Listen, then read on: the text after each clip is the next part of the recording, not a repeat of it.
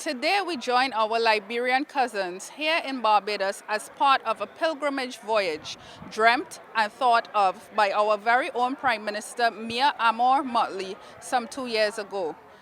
Ambassador Lorenzo Witherspoon put it into place, and we join them here at Hillcrest St. Joseph. The beautiful Bathsheba backdrop provided the cool ocean breezes that created the perfect setting for this cultural interaction. The conversations on the cultural exchange began 2.5 years ago by then Minister of Culture, John King.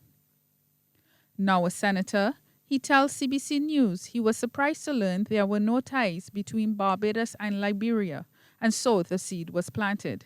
This is the beginning of us looking to see if we did this with Liberia, what other African countries we can find Barbadians, and where else in the world do we find Barbadians who need to link with Barbados at this particular point in time.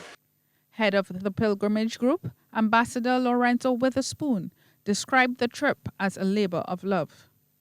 He says when Prime Minister Amor Mottley approached him about the trip, he could not say no.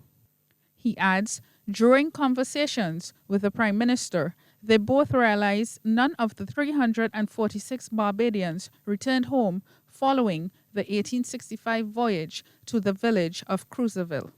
It places so much like home, like Cruiserville, where we lived and grew up, and where our ancestors lived in their pursuit of building Liberia.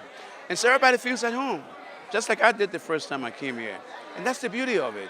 And so many people have talked to me about investment in property. They want to come here. They want to come here after they retire. This is home, and which is good because that's what the Prime Minister wants to see happen.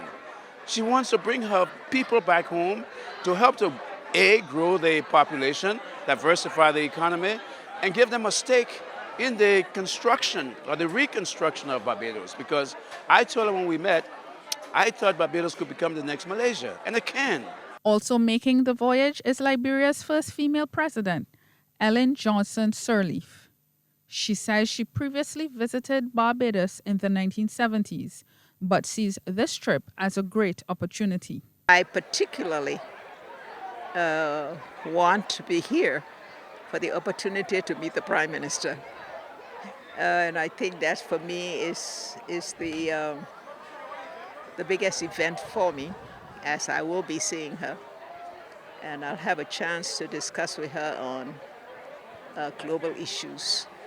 Reverend Evangelist Judy Stryker says she brought a number of family members along with her and promised to visit with a bigger contingent. It is moving today to be here on my 70th birthday, 70. So it's got to be God that led you. It is a historic time for us as Liberian Barbadians, and a historical time for me to be accompanied by a 7-year-old grandchild, my sister and my brother, to spend this 70. I know my grandparents, wherever they are buried in Liberia, are extremely excited and proud. The journey continues tomorrow with a trip to the National Archives, dinner at Ilaro Court with Prime Minister Mottley on Friday, and a Bajan extravaganza in Oistins on Saturday. Rachelle Agard, CBC News.